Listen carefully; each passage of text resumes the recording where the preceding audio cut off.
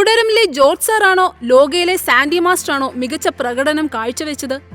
ഇതിൽ ആരെയാണ് മലയാളികൾ കൂടുതൽ ആഘോഷിച്ചത്? ഈ വർഷം സാമ്പത്തികമായി വൻ വിജയം നേടിയ 2 സിനിമകളാണ് തുടരും, പിന്നെ ലോക ചാപ്റ്റർ 1, ചന്ദ്ര.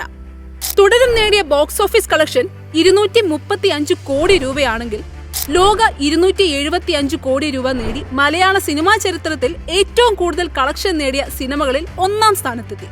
എന്നാൽ ഈ 2 സിനിമകളിലെ വില്ലൻ കഥാപാത്രങ്ങളിൽ പ്രേക്ഷകർ 1-ാം സ്ഥാനം നൽകിയത് ജോർജ് സാറിനാണ്. ഗംഭീര പ്രകടനമാണ് തുടരും എന്ന സിനിമയിൽ പ്രകാശ് വർമ്മ കാഴ്ചവെച്ചത് എന്ന കാര്യത്തിൽ സംശയമില്ല. പക്ഷേ ലോകയിൽ സാൻഡി മാസ്റ്റർ അവതരിപ്പിച്ച നാച്ചിയപ്പ ഗൌഡയുടെ പ്രകടനം നമ്മൾ മലയാളികൾ കാണാതെ പോയോ?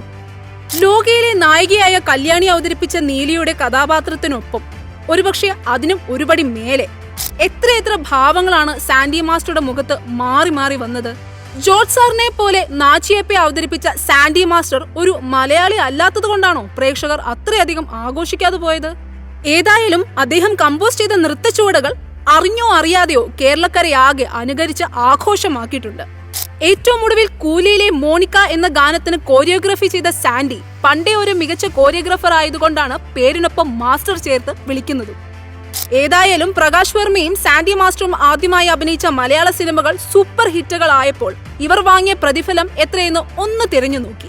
സാൻഡി മാസ്റ്റർ ലോകയ്ക്ക് വാങ്ങിയത് 50 ലക്ഷമാണെന്ന് പറഞ്ഞു. പക്ഷേ ജോർജ് സാറിന്റെ പ്രതിഫലം എവിടെയും വെളിപ്പെടുത്തിയിട്ടില്ല. ഇനിയും ഇവരെ അണിനിരത്തി മലയാളത്തിൽ സിനിമകൾ ഒരുങ്ങുകയാണ്. രണ്ടുപേരും മലയാളി പ്രേക്ഷകർക്കിടയിൽ ഒരുപോലെ ആഘോഷിക്കപ്പെടട്ടെ.